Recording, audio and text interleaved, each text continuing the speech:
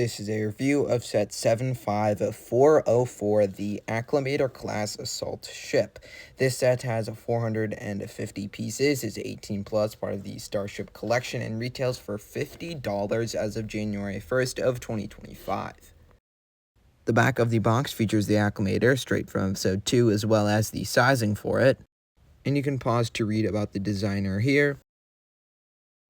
For $50 at 450 pieces, this is almost price per piece. You are getting, again, 5 printed elements, being these two Republic themed ones on the top. I guess 2 of them are the exact same, so you're only getting 3 new ones, but 5 in total. So these will also be included in the Venator, also printed pieces, and also it has the Acclamator-Class Assault Ship, of course, on the bottom stand. So, of course, I'll have to start with the bottom, and the stand is adjustable here. It's like normal that you would see in all the other sets. And, of course, it has these two 1x2 grill pieces, which is perfect to fit a minifigure. And at this time, beginning of 2025, they still haven't included the minifigures in sets. Hopefully, they will. At least one of them, you can just pop one off and fit like a Clone Trooper, Yoda. They have so many options. They don't even need to be exclusive. It also definitely justify being a little bit not price per piece, I guess.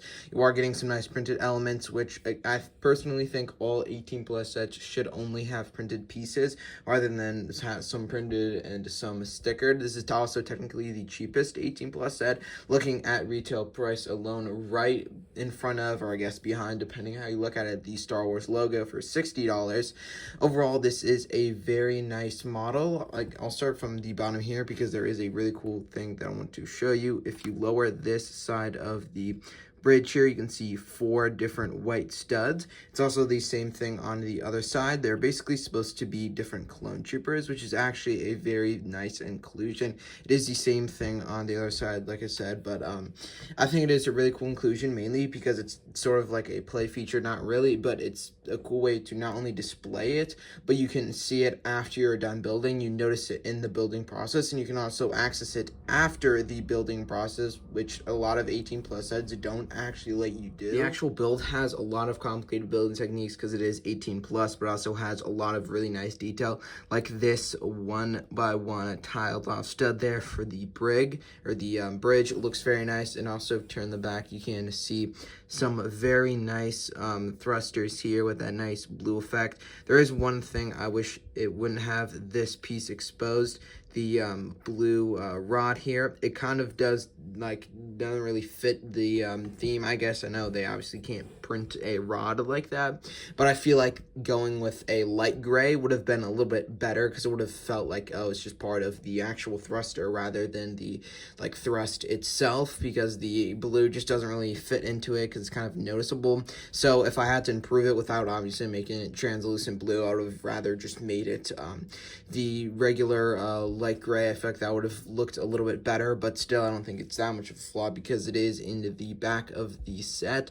But overall, this set has a lot of cool details. Moving to the front of the brig here, they actually use a ton of these roller skate pieces, which I'm not even going to count all of them. There's so many. There's one here, as well as 2 on the side here. I'll show you what I mean by roller skate pieces. If you take just a random fig, happen to have Plo Koon here, you can actually remove one of these pieces. Of course, this isn't part of a play feature. When you attach it, it can perfectly fit onto a heel of the foot, I guess, of a minifig, and you can see what the wheels are trying to represent. So that's actually a really cool inclusion, and I really like when Lego does this. Sometimes they make it way too obvious, and I feel like they're just trying to include it so they can say something in the designer interview. But the roller skate pieces is one of the pieces where I actually feel like you could use it in this scenario, and I think it actually works out a lot. And of course, when I build it, I always think of that. The wings are built very well, actually. They also have this dark gray in the middle of it, which actually makes very nice contrast with it. I feel like it actually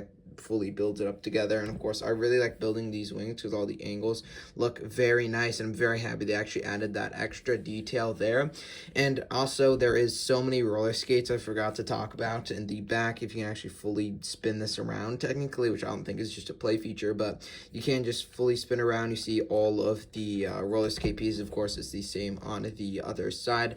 Overall, the structure of the build looks very nice and accurate. I don't have the Venator, which is releasing on January 1st of 2025. 2026, obviously, so I wouldn't have that. So I don't really have that to compare, but with the images in mind, I think technically the Acclamator might be a little bit bigger, or I think it actually might be the Venator. I believe Venator is a lot longer than this, but overall I think it's the same like height-ish wise, but I'm not sure how well it will actually look compared to this because I don't know the exact size. Of course, this technically didn't show up in episode 3, where the Venator specifically was from in the January wave, but still, I feel like you can use your imagination. It's actually a very good thing to have like two mid-scale sets that actually work together. I wish there'd be some feature where you could actually connect them to.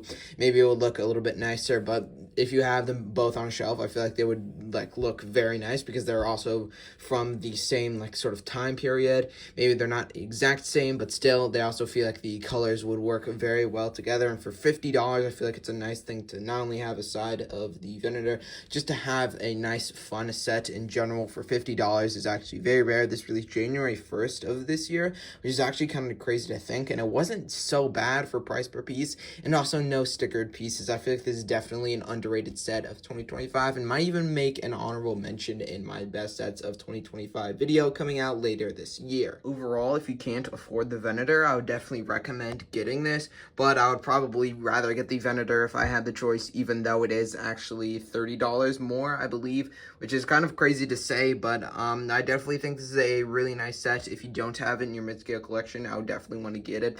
Maybe you can find it on a pretty good sale because it did release before like this year, January, so it won't be retiring soon, but I would definitely recommend getting a little bit of a sale on it because I don't think it's the best price per piece, but I also like these sets in general, but I still feel like you should wait for a little bit of a sale. But that's honestly going to do it for the rest of the video. Hope you guys enjoyed. Have an amazing rest of your day, and see you all in the next one.